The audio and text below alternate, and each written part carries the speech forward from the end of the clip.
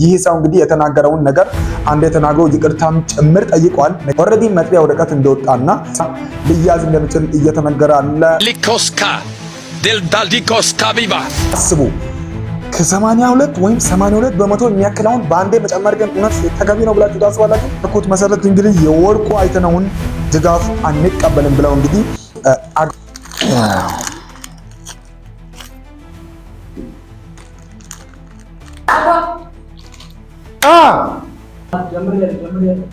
ሰላም ለምን ቆያችሁ? ውድና የተቀበላችሁ ይዋጣል።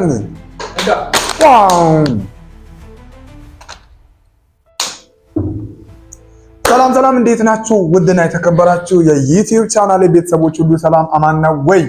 እየበለን ነው ዛሬ ቆይታ የምናደርገው ስለ ማስተር አብነት የተባለ አንድ መረጃ ሰምቼ ሞቷል ስሉ ሰማው። ምን ማለት ነው ሞቷል ማለት እነግራችኋለሁ። ለማንኛውም ከሰሞኑን ነብይ ሄኖክ ግርማ ጋር የተገናኘ በጣም እያወዛገበ ያለ ጉዳይ አለ። እሱ ጉዳይ አለ የሚያዝናና እጅግ በጣም አዝናኝ ጉዳይ መሀል ያነሳላችኋለሁ። ሳፋሪኮም ኢትዮጵያ ብዙ ኢትዮጵያውያንን እንግዲህ ያስቆጣ ነገርን አድርጓል። ምንድነው ያደረገው? እሱን ጉዳይ ጣርቼላችኋለሁ። ከቲክቶከሮች ጋር ተያይዞ ሞን እንደታሰረ ተነግሯል። ግን ምን አድርጎ ነው የታሰረው? በሰርጉ ቀን ሙሽራውን ጥሎ ኳስ መለከት እንግዲህ የነበረና ሙሽራውን በጣም ያሳዘነ አንድ ሰርገኛ ተገኝቷል። እሱንም አሳያችኋለሁ። በድርቅ ለተጎዱ እንግዲህ ኢትዮጵያውያን እርዳታዎች እየተደረጉ አሉ። ከዚህ ጋር ተያይዞ እንግዲህ ለታኩር አንድ ትልቅ ሽልማት ተሰጥቶታል። ከሽልማቱ በኋላ ሌላ አነጋጋሪ ነገር ተፈጥሯል። እሱን እናወራለን ማለት ነው። ለማንኛውም ቤቱን ሳብስክራይብ አድርጋችሁ ቪዲዮን ላይክ በማድረግ ጀምሩ።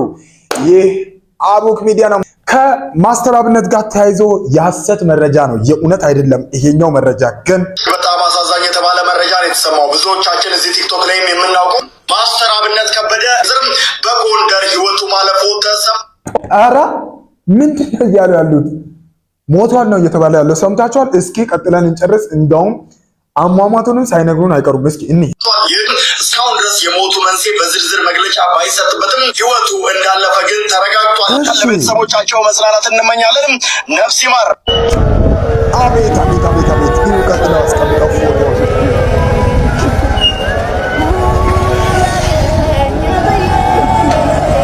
በጣም ያስደነቀኝ ምን እንደሆነ ታውቃላችሁ? ብሩክ ኒውስ ይህንን ቪዲዮ እንደሰራ እያሰቡ ብዙ ስጋቶችን ሲገልጹ ነበር ያየሁት። በጣም ቪዲዮ ታይቷል ከሚባለው በላይ ብዙ ታይቷል።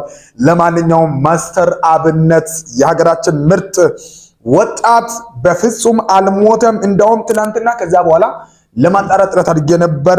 ብሩክ ኒውስ ራሱ ሄዶ ፈጣሪ ይማር ይበሉት እያለ እንግዲህ ራሱ ፎቶ ልኳል አውጥቷል። ስለዚህ ማስተር አብነት ምንም አይነት ሞት የሚባል ዜና እሱ ጋር የለም ማለት ነው። እነዚህ የውሸት ዜና የሚያሰራጩ እንግዲህ ሰዎች የሳውን ቪዲዮ ኤዲት እያደረጉ ብዙ ሐሰተኛ የሆኑ መረጃዎችን እያሰራጩ አሉ። ከነዚህ ተጠንቀቁ። ይህ መረጃ ለብዙዎች ይጠቅማቸዋል። ሼር አድርጉ። ማስተር አብነት ገና ተነስቶ ስራውን ይቀጥላል። በፍጹም አልሞተም ማለት ነው። ከዚህ ቀጥሎ እንግዲህ ከሰሞኑን ሌላ መነጋገሪያ የሆነ ነገር ተከስቷል። ከነብይ እንግዲህ ሄኖክ ግርማ ጋር ከሱ ጋር ተያይዞ አንድ መረጃ ወጥቶ ነበር። ከዛ በኋላ እሱ አንድ ነገር ተናግሯል። ሰላም እንዴት አላችሁ ውድ ኢትዮጵያውያን፣ ስፔሻሊ የፍቼ ሰላሌ አካባቢ ሰዎች፣ ዛሬ በዚህ የይቅርታ ቪዲዮ በፊታችሁ መጥቻለሁ። ሌሊቱን እኔ ከኢትዮጵያ ተነስቼ ወደ አሜሪካን ሀገር ለአገልግሎት እየመጣው ነበር። አየር ላይ ያለው በሶሻል ሚዲያ በተለያዩ ዜናዎች አንድ የተቆረጠ አጭር የኔ ንግግር የፍቼ ሰላሌን ሕዝብ እንደምጠላ አይነት ትርጉም ይዞ ብዙዎች ጋር ደርሶ አይቻለው። ለዚህ ንግግሬ ይቅርታ ለመጠየቅ ነው በፊታችሁ ያለሁት።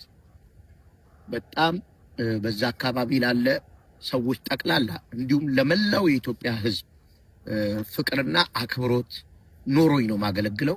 በማገለግልበትም ቤተክርስቲያን የተለየ የብሔር የተለየ የአንድ ጎሳ ግሩፕ የለም። በቤተክርስቲያናችን የተለያየ ብሔር የተለያየ ጎሳ እግዚአብሔርን አብሮ የሚያመልክበት ስፍራ ነው።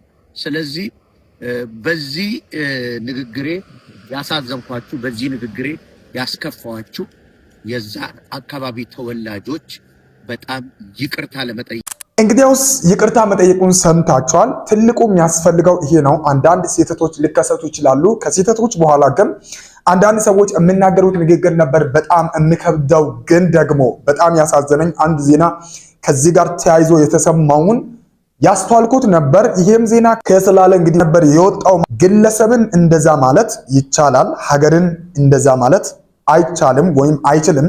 ከፍርድ ቤት የእስር ማዘዣ ወጥቷል።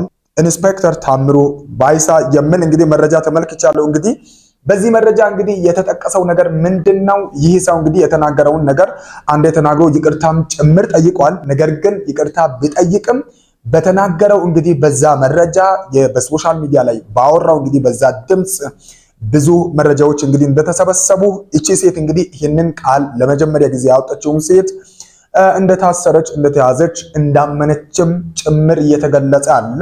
ታዲያስ ይሄንን ተከትሎ ምንድነው የተባለው? የመጨረሻ የተባለው መረጃ እንዳስተዋልኩ ኦሬዲ መጥሪያ ወረቀት እንደወጣና ሲመጣ ምናልባት እስካሁን ባለው መረጃ ሊያዝ እንደሚችል እየተነገረ አለ። ከዚህ ጋር ተያይዞ እናንተ ሐሳብ አስተያየት ምንድነው? ይቅርታ ጠይቋል፣ ግን የመንግስት ጉዳይ አይታወቅም። ሰሞኑን ከሚዲያ ጋር ተያይዞ ብዙ ነገሮች እየተጣሩ አሉ። ከዚህ ጋር ተያይዞ የሚቀር አይመስልም። አናውቅም ምን እንደሚፈጠር። ለማንኛውም ሁላችንም ተከትለን የምናየው ነው የሚሆነው ማለት ነው። አንድ አዝናኝ ቪዲዮ ከነዚህ መረጃዎች በኋላ ላሳያችሁ። እንግዲህ በጣም ያስደነቀኝን ኩካ እሺ ሊኮስካ ዴልዳልዲኮስካ ቢባ ማልታለኝ በጣም ነው የሚያስቀው፣ በጣም ነው የሚያስገርመው። ኩካ ነው መልእክቱና ትርጉሙ ምን ማለት ነው? ለማንኛውም ይህንን የምታውቁ ሰዎች እንድታጋሩልኝ እፈልጋለሁ። ኧረ እባካችሁ አንዳንድ ጊዜ ምንድነው ሚዲያ ላይ መተን የምንናገረው? ምናልባት በግላችን እንደዚህ አይነት ነገር ልናራመድ እንችላለን፣ ግን በሶሻል ሚዲያ ተገቢና አስፈላጊ ነው ወይ? ይሄ ምን ማለት ነው? ኩካ ማለት መልእክት አለኝ ማለት ነው ወይስ? እናንተ እስኪ ኮሜንት ላይ ትርጉሙን አስቀምጡልኝ። ለማንኛውም ይሄ ጉዳይ አልገባኝም ነበር። እንግዲህ በሶሻል ሚዲያ ከሰሞኑን በተለይ እንግዲህ በተለያዩ ቦታዎች በድርቅ ለተጎዱ ኢትዮጵያውያን እንግዲህ እርዳታዎች እየተሰበሰቡ እንደሆነ ይታወቃል። ከዚህ ጋር ተያይዞ ታኩሪን በተመለከተ ማለት ነው አንድ ባለሀብት እንግዲህ ትልቅ ነገርን አድርገውለታል። ቲክቶከሩ ታኩሪ ባለሀብቱ አቶ ወርቁ አይተነው 5 ሚሊዮን ብር እሺ ለመስጠት ቃል እንደገቡለት ተሰምቷል። በደብረ ብርሃን መጠለያ ጣቢያ ለሚገኙ ወገኖቻችንም ይህንን ታላቅ ንቅናቄ በዚህ በቲክቶኩ ለሚያስተባብረውና ሌት ተቀን ለሚደክመው ወጣት ታኩርም ለታታሪነቱ ለቅንነቱ ባለሀብቱ አቶ ወርቁ አይተነው የ5 ሚሊዮን ብር ሽልማት እንደሚያበረክቱለት ቃል እንደገቡለት ተገልጿል። በዚህም እጅግ በርካቶችም ለልጅ አዋቂው ታኩሬ ይገባዋል በማለት ላይ ይገኛሉ። እናንተስ በዚህ ጉዳይ ምን ትላላችሁ? ሐሳባችሁን አጋሩ። ለወቅታዊ አዲስ መረጃዎች ፎሎ ዋው በጣም ነው ደስ የሚለው እንጂ እንዴት አባቱ ነው የምትሉት እናንተ። መልካም የሚሰራ ሰው መሸለም አለበት። ሁሌ እምላለሁ። በቃ ዋጋ የሚከፍል የሚታትር የሚተጋ ወጣት ነው። በተለይ ከሶሻል ሚዲያ ከሰሞኑን ካለው ሁኔታ አንጻር በጣም ዋጋ የሚከፍል ልጅ ነው። ሽልማቱ ይገባዋል ነው እኔ የምለው። እናንተስ ሐሳብ ሌላ ምናልባት ምቀናቀና ካለ ሐሳባችሁን አስቀምጡልኝ። እኔ ግን በጣም የተገባ እንደሆነ ነው የሚሰማኝ። ሐሳባችሁን እናንተም ልታጋሩ ትችላላችሁ። መልካም የሚሰራ ሰው እንግዲህ መሸለም አለበት። ከዚህ ጋር ተያይዞ እንግዲህ ይህ ባለሀብቱ ወርቁ ይህንን ገንዘብ ከመስጠታቸው በፊት እንግዲህ በድርቅ ለተጎዱ ወገኖች አንድ ነገር አድርገዋል። ገንዘብን ለመስጠት ቃል እንደገቡ ከተነገረ በኋላ አንድ መረጃ ተመለከትኩኝ። ምን አይነት መረጃ ነው ያየሁት? መረጃው እንግዲህ እውነት ነው ወይ? እኔ ራሱ ግራ ያጋባኝ አንድ መረጃ ሰምቻለሁ። ከዚህ ጋር ተያይዞ ይሄ መረጃ ከወጣ በኋላ በጣም ያስደነገጠኝን አንድ መረጃ ተመልክቻለሁ። ያ መረጃ እንግዲህ ይሄንን ገንዘብ አንቀበልም የሚል መረጃ ሰምቻለሁ። ይሄን መረጃ ለማንኛውም በደንብ ለማጣራት በመከርኩት መሰረት እንግዲህ የወርቁ አይተነውን ድጋፍ አንቀበልም ብለው እንግዲህ አግማስ ኢትዮጵያ የበጎ አድራጎት ድርጅት ይሄንን እንግዲህ ስጦታውን ወይም እርዳታውን እንደማይቀበሉ ተናግረዋል። ለምንድነው የሚለውን ለማጣራት ስሞክር እንግዲህ ይሄኛው ተቋሙ ከየትኛውም ብሔርና ከየትኛውም ከፖለቲካዊ አካሄዶች የጸዳ እንደሆነ ተናግረው እንግዲህ ከዚህ ጋር በተያያዘ የሱን አንቀበልም ብለዋል።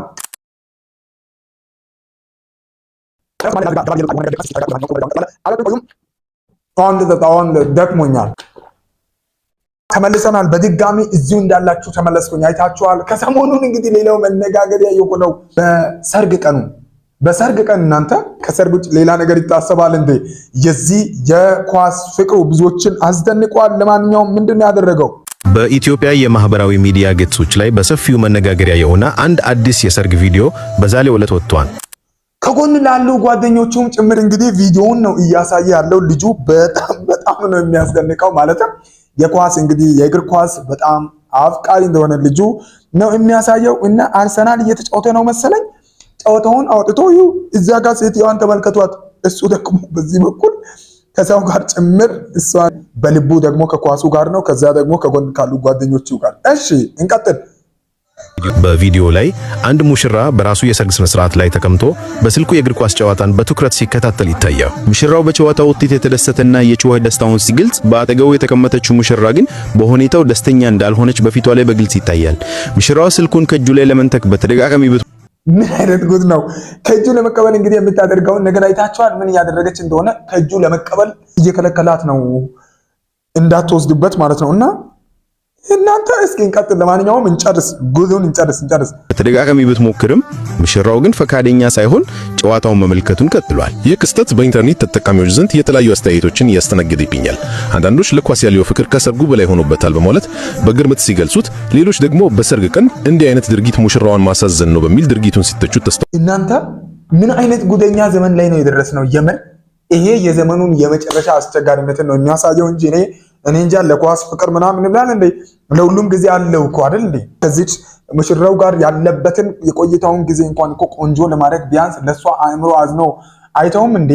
አንዴ ሁለቴ ተዋለችው እኮ። ጭራሽ ልጁ በእጁ እሷን ይዞ የሚገርማችሁ ኳሱን ነው የሚያየው። ለጓደኞቹ ጭምር ኳሱን ያሳያል፣ ደግሞ በጎሉ ይደሰታል።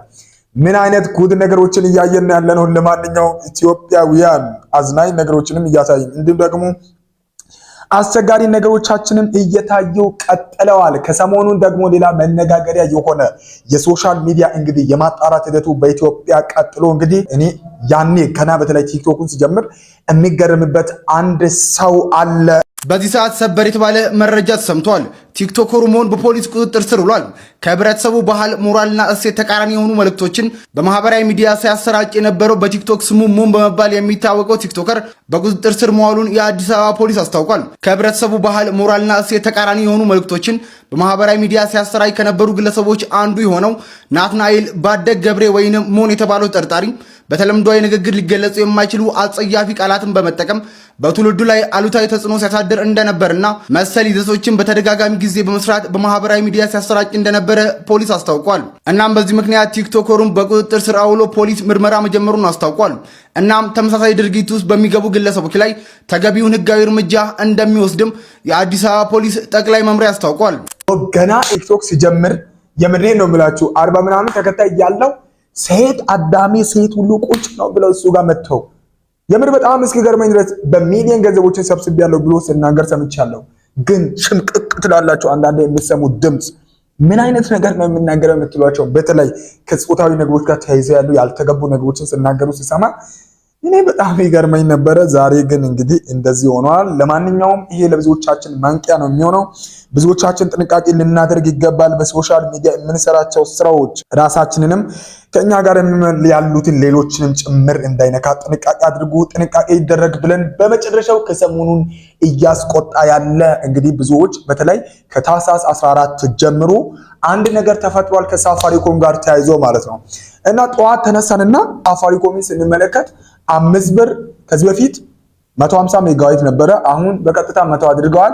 ከዛ ደግሞ በ15 ብር 500 ነበር 300 አድርገዋል። እንደዛ እያለ እያንዳንዱ ስቴፕ በጣም ገንዘቡ ሃይ ሆኖ አገኘንና በሶሻል ሚዲያ ላይ ብዙዎች ሲቀባበሉ ተመለከቱ። እስኪ ሳፋሪኮም ምንድን ያደረገው? በዚህ ሰዓት እንግዲህ ሳፋሪኮም በሶሻል ሚዲያ ላይ በከፍተኛ ሁኔታ መነጋገሪያ ሆኗል።